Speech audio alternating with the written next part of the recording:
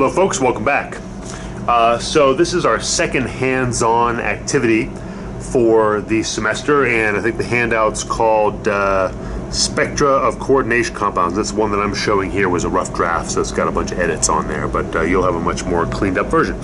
So Spectra of Coordination Compounds, this goes very nicely together with lecture, so by the time you are doing this activity, you probably will have covered this material, so maybe this will just be a bit of review, which is excellent, and actually the pre-lab questions that I have are tied to the actual experiment as well. Then there's just some additional questions. So let's go ahead and go over the basics. And this should be quite quick. I've said that in the past for videos. So just using the chalkboard here, theory, the actual pre-lab questions are right here. There are 6 of them. I'm going to go through those. The experiment is still visible spectroscopy. Now we're doing something a little different. So we're actually going to take the entire spectrum, and there's 4 compounds we're going to look at. I don't know if we're going to have each of you do all 4 or divide up the labor, but that doesn't really matter. You'll have the data.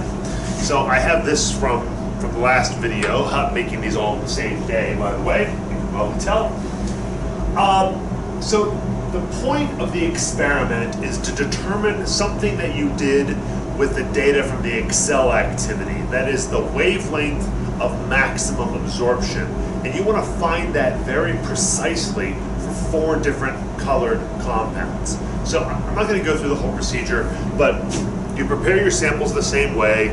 You have a blank, have your sample, and you go through the procedure here, except you're going to follow, I think it's procedure 1 for the full spectrum. So this is going to do that very quickly, and which is going to be nice, and you'll make a sketch of this. So you're doing this, if I recall correctly, again the procedure is more on you than me, is the first time you go through and you measure the wavelength region, basically the entire visible spectrum, 390 nanometers up to 750 nanometers. That's the full spectrum, and you get an absorbing spectrum. But it may not be very precise. So what you do is you figure out what your approximate lambda max is. And I borrowed language from microscopes here. This is like a coarse adjustment, and then we'll do a fine adjustment. And then figure out what your lambda max is. And let's just say, hypothetically, it's, I'm just going to make this up, 500 nanometers. Then what you do for the fine one is you want to home in on that a bit more. And I think the procedure said to do 100 nanometer wavelength region. So I think this is what we'll do, is maybe we'll go 50 below and 50 above. So maybe we'll go from 450 to 550, something like that. So it's 100 nanometer region, and then get some kind of peak, and maybe you figure out that it's 495 nanometers, or something like that. So that's the basic procedure. That's kind of basic overview, but I think it's going to be that simple, especially with these new instruments. So the basics: use the Kim White, prepare your samples, and follow the directions, unlike I did before. Okay. A lot of this pre-lab is going to be also addressed in the calculations and discussion questions. So it's kind of double duty here, but there's a lot of the theory we can do even before you come into the lab. If you know what the coordination compounds are, and you know what the ligands are. So before you go too far into this, you'll want to make sure you know what the 4 formulas are for the coordination compounds. Those are here. It's also going to be useful to have that spectrochemical series. Gives you the different ligands, the strong field ligands and the weak field ligands. So whatever, if you have a handout with that on it, or if you have it in your book, so you'll want that. How do you know which ligands are strong field, which ones are weak field? I'm not going to go through all of that right now. That's kind of on you to do. So that may be enough. This is very similar to a kind of a problem you would see in lecture, but let's just go through the basics here. And again, you've seen all of this in lecture, most likely by this point. So it may be enough for you to copy down the pre-lab questions and just go ahead and get started or accelerate through this. So first things first, Each of the compounds you're dealing with here today, or we're experimenting with, is a metal attached with 6 ligands. That by definition is a coordination number of 6 and has an octahedral geometry. And you would be expected to draw a picture of that. It's a square planar in the same plane, one up and one down. There's nothing with cis or trans here. There's no isomerization with these particular coordination compounds. So we're not putting that in as a complicating factor. Okay, so, and I'm not going to go through this in great detail. If you have me for lecture, I have a whole video on why this works. So, this theory is called crystal field theory, and the basic idea is that you have a metal at the center and ligands that use their electrons to form bonds with the central metal. So it's the electrons and the ligands. That's a huge part. So all that electron density from the ligands is coming in towards the metal. Well, what effect that has is it takes the d electrons, so there's 5 degenerate orbitals, okay? The dxy, the dxz, the dyz, dx squared, y squared, dz squared. And those are all degenerate. They're on the same energy level. And if you want to put the electrons in there, you can put 1, 2, 3, 4, 5, 6, however many electrons. That's called Hund's rule. So you follow Hund's rule for an atom, or in this case, an ion. It could be an atom. Now when the ligands come in, I'm not going through the argument here. The d orbitals split, and this is called the octahedral splitting pattern. This is not the same splitting pattern used by every geometry, just octahedral. And the d orbitals that lie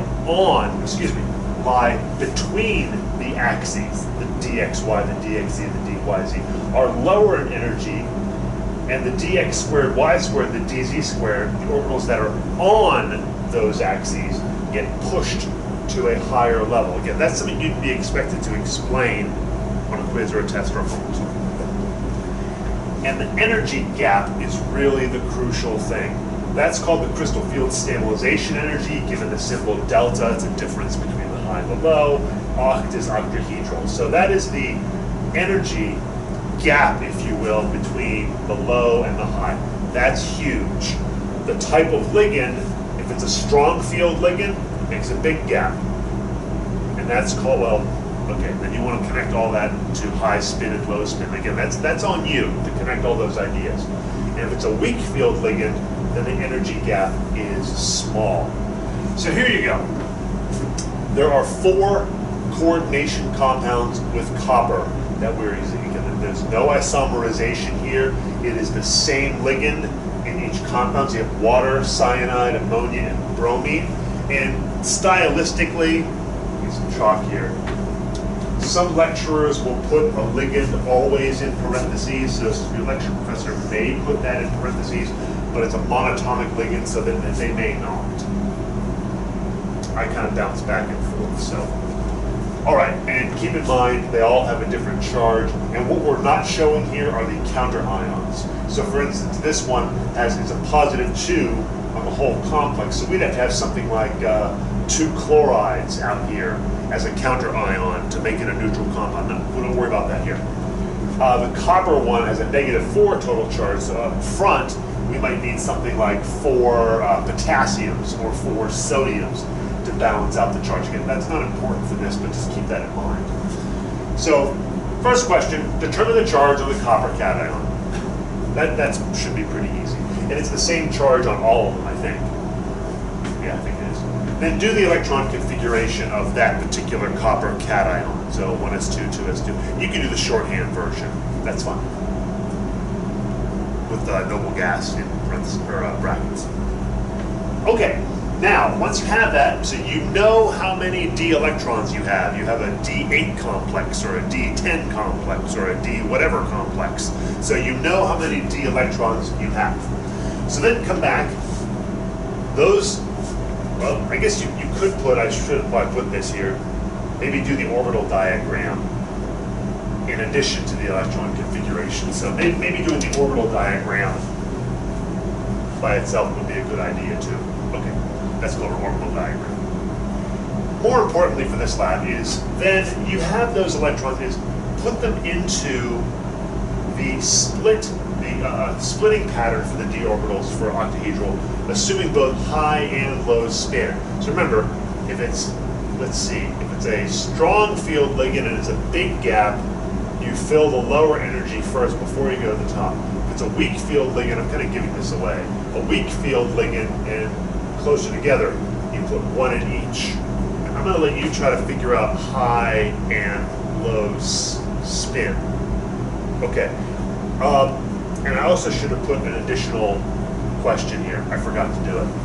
So I'll make this 3.5. Define paramagnetic and diamagnetic. So what do those two words mean with respect to electrons? What's paramagnetic, what's diamagnetic? Fine. So you know what the electrons will look like for both a high and a low spin complex. If you're not really sure what I'm talking about, you can write a little essay about that. Then take a look at these four ligands and rank them in terms of their relative strength. So some are weak field, some are strong. It's not absolute, sometimes they're in the middle, but you can rank them. If you're given four different ligands, you can rank them and give some idea on how big this gap is going to be. That's the point. And then the big question, again, we're getting ahead of the lab here. You will have done a lot of the lab before you actually come in, which is fine. Give you a chance to work through the theory a little bit more. You're given four possible colors: blue, yellow, red, and green. Now those are the colors you observe, so you should be able to figure out the wavelengths that you're observing and then the wavelengths that are absorbed. Complementary colors, a lot to work on here. Is write a short essay about which compound you think is which color: blue, yellow, red, and green, based on all this information. That may be a pretty sizable paragraph because you want to incorporate terms like strong field ligand, weak field ligand, crystal field stabilization energy, wavelengths absorbed, wavelengths transmitted, energy. Okay? So there's a lot of things you want to put in there, but give a hypothesis about which colors are which. And then I just kind of toss this one in here. Look at your spectrochemical series, pick another ligand. Pick, I don't know, thiocyanate. Pick some other ligand, maybe that's a bad example because it's ambidentate. But pick another ligand that might give a different color and explain why you picked it. Could you pick something that's going to be a different color than red, yellow, blue, yellow, red, and green? I don't know, what's another color? What's one that's not on here? Well, okay, indigo. Well, it doesn't really matter. Just pick another one you think would give you a different color. That may be kind of a tricky question. I think that's it. This will be a pretty straightforward activity to write up. It's a little bit more complicated to do, but we have a full hour and a half. I think that's it. And then the discussion questions are, give you an interesting discussion question about green compounds, which is kind of a brain teaser. Okay, so as usual, the more you do before you come in, we'll be ready to go. Come on in, turn on the instrument, let it warm up, make sure you have your two cuvettes, which are not in there now, and you have some Kim wipes, everything's clean and ready to go for your data. And that's it. Okay, we'll see you in lab.